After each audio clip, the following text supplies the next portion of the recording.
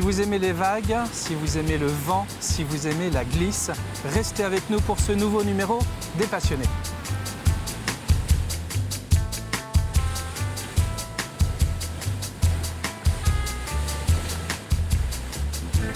Qui es-tu, Franck? Alors, je suis Franck, j'ai 54 ans, je suis sablé et je suis un gars de la côte, voilà, un gars de la côte de Vendée. Ça a toujours été le cas ou tu as grandi ailleurs? Alors j'ai grandi dans plusieurs endroits, j'ai grandi surtout à La Rochelle, mais maintenant à mon âge, j'ai passé la plus claire de mon temps au sable. Et tu es, toi, un fou de la mer, on y reviendra avec ta passion pour le windsurf, mais aussi je dirais, tu as un boulot passion. Hein. Tu es caméraman du milieu aquatique, de la mer, et ça c'est un boulot que tu kiffes tout particulièrement. C'est ça, je suis vraiment un gamin des pontons. J'ai été élevé sur des voiliers, mes parents ont toujours eu des voiliers, donc j'ai été à mariner très très tôt. Et j'ai passé le plus clair de mon enfance sur des bateaux. Et mécaniquement, je me suis retrouvé à faire des films de bateaux, différents films de windsurf, de tout ça. Et maintenant, j'ai fait tous les Vendée Globe. J'ai été le caméraman de nombreux skippers du Vendée Globe. Et j'ai fait beaucoup de choses en bateau, dans le niveau de la vidéo. Tu as un fils, Titouan, 22 ans, oui, qui est un peu sur les traces de son papa, qui est aussi dans l'audiovisuel. Alors lui, il est très surfeur. Hein. Oui, c'est un surfeur, c'est un petit gamin. Maintenant, il a 22 ans, mais c'est vraiment un sablé, quoi. Les gamins, ils allaient au lycée bleu, ils sortaient de l'école, ils allaient surfer. Moi, je l'ai élevé un peu dans le monde de la mer aussi. Et maintenant, il suit mes traces. Il a mis du temps à trouver sa voie. Et maintenant, oui, il travaille avec moi maintenant. Si tu veux, on continue un peu à marcher sur cette plage de Jars-sur-Mer avec son sable, mais aussi ses galets et ses rochers. La mer, dès que tu peux, toi tu t'y rends, déjà tu habites à côté, mais tu as un camion aménagé et tu switches entre ta maison, entre ton camion, et se lever ou se coucher avec l'horizon, l'océan, ça aussi c'est un pur bonheur pour toi. C'est ça, moi comme je te disais, j'ai été élevé sur des voiliers, j'ai découvert la planche à voile dans les années 75 quand elle a déboulé en France, quoi. C'était une révolution pour nous, gamins, de voir des engins comme ça. Les paquebots à l'époque. Les paquebots à l'époque, ils faisaient 4 mètres de long, des voiles en tissu, des mâts en aluminium, mais c'était un gros kiff, quoi. Et puis j'ai suivi, dans les années 80, il y a des illuminés à Hawaï qui se sont mis à couper leurs planches, à y mettre des cale-pieds, ce qu'on appelle des footstraps. Donc nous, naturellement, on a fait pareil.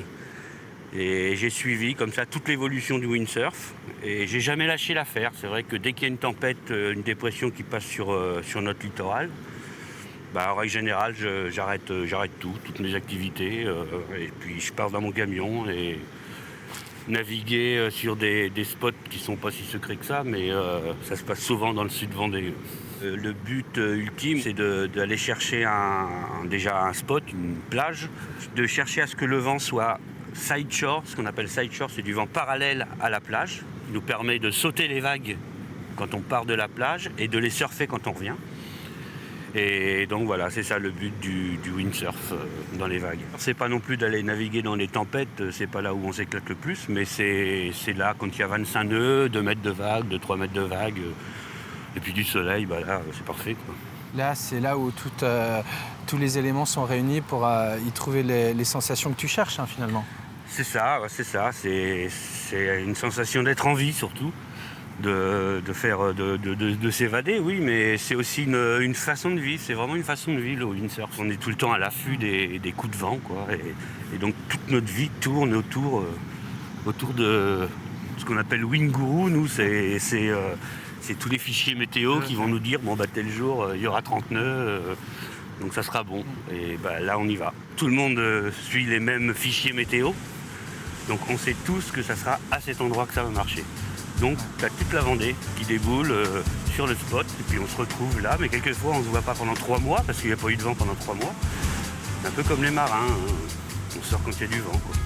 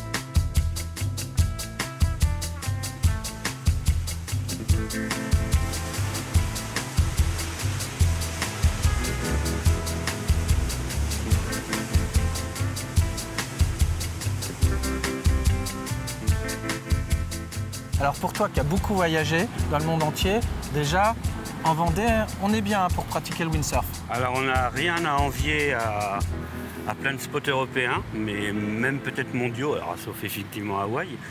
Mais ici on est vraiment bien lotis. Alors les meilleurs spots, ça navigue un peu partout sur la côte vendéenne, de toute façon de Saint-Gilles à la Tranche-sur-Mer, mais c'est vrai que c'est plus dans le sud Vendée que ça marche bien, pour une question simple. C'est que la Tranche-sur-Mer, c'est en face de l'île de Ré. Et il y a toujours un peu plus de vent là-bas qu'ailleurs. Tu peux avoir 20 nœuds au Sable d'Olonne et tu en auras 30 à la Tranche. Parce que le vent rentre entre l'île de Ré et le continent et ça fait un effet Venturi. Donc ça rajoute un peu de vent. Mais oui, c'est un des meilleurs. Moi, j'ai effectivement navigué un peu partout en Europe, au Maroc aussi et tout. Et c'est vrai que la Tranche est un des meilleurs spots qu'on puisse avoir parce que ça encaisse les grosses vagues. Plus les vagues sont grosses, plus c'est sympa. Et puis on est quand même dans un département où il y a du vent, où il y a pas mal de dépressions qui rentrent malgré tout. Et voilà, c'est vraiment là-bas que ça se passe, quoi. Alors je dirais pas le nom du spot parce que on est chauvin, on donne pas les noms des spots, mais voilà, c'est le sud Vendée.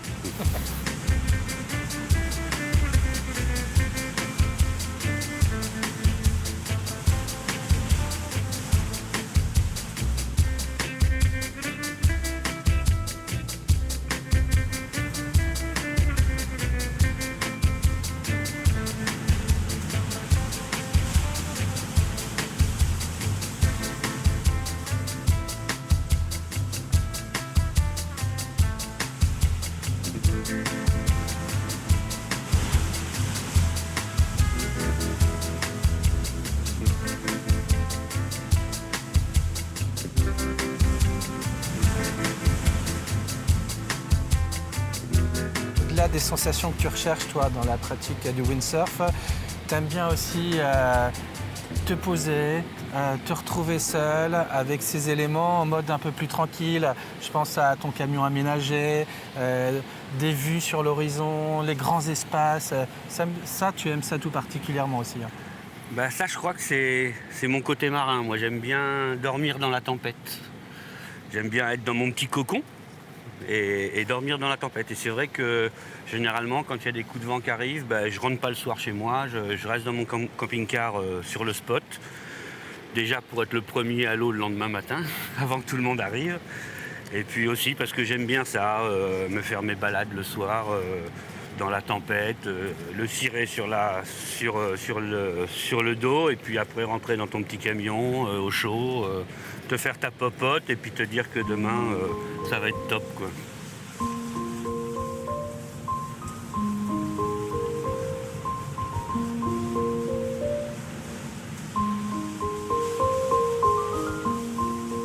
Tu le sens tellement vivant et à la fois il y a cet esprit de communauté parce que vous vous retrouvez sur les meilleurs spots. Ça forme un peu comme chez les surfeurs, une grande famille finalement. C'est ça, oui, c'est une grande famille, c'est la grande famille du windsurf, oui, c'est le respect de tous les gens qui vont sur l'eau déjà. Et oui, c'est ça. On est tout le temps seul de toute façon sur ta planche à voile. Si tu te casses la goule, bah, tu te casses la goule, tu es tout seul. Si tu maîtrises pas, tu es tout seul. Mais s'il y en a un qui est dans une galère ou n'importe quoi, tout le monde ira vers lui pour le chercher, pour l'aider. Et d'ailleurs, il n'y a jamais eu d'accident de windsurf. Jamais, jamais. Il y a eu des accidents de surf. Bon, en général, c'est plutôt l'été. Hein. Mais, surf que tu pratiques aussi. Hein. Que je pratique aussi, un oui. peu moins. Que pratique beaucoup mon fils. C'est plus physique, tu me disais tout à l'heure. C'est plus physique, t'es tout le temps dans l'eau, faut pas être frileux. Bon, c'est quand même plus physique que le windsurf. Mais voilà, c'est un esprit de communauté, oui. On se retrouve tous sur le même endroit, sur le même spot. Après, on discute, ah, c'était bien, t'as vu la grosse vague, machin. Donc voilà, c'est vraiment une grande famille. Ouais, c'est la grande famille du windsurf. Et c'est très sympa. Là, on arrive devant ta maison sur roue. Voilà, le gros, le pépère. Ça, c'est indispensable à ta liberté et ça fait longtemps que tu es équipé d'un camion aménagé. Voilà, J'ai toujours eu des camions, moi j'ai jamais eu de voiture. Ouais. Dès mes 18 ans, dès que j'ai eu mon permis, je me suis acheté mon premier camion. Et après, j'ai tout le temps traîné en camion, sur les spots, sur les endroits où ça naviguait. C'est mon petit cocon, c'est mon bateau à moi. C'est une vie de bateau, pareil. Et puis j'aime bien aussi la notion de créer ton énergie, de pas trop surconsommer d'eau, de gérer un peu tes stocks. Voilà, c'est un peu comme les marins sur leur bateau. On fait gaffe à tout ce qu'on fait en camping-car. Et voilà, c'est la liberté totale. Regarde, là, on est face à la mer. C'est plutôt... Moi, c'est vrai que la notion de maison... Alors, j'ai une maison dans le bourg d'Olonne. J'ai habité à Olonne-sur-Mer. Mais bon, je m'embête un peu dans la maison, quoi. Ok. Écoute, j'étais vraiment content de partager ce moment avec toi, Franck. Merci de nous avoir fait partager merci d'être passion. venu. Et puis... Nous étions à Jars-sur-Mer. C'est ça. Voilà, un spot bien sympa pour cette émission des passionnés avec Franck Aubert autour du windsurf. On se retrouvera naturellement bientôt pour un autre numéro des passionnés et ce sera toujours sur TV Vendée.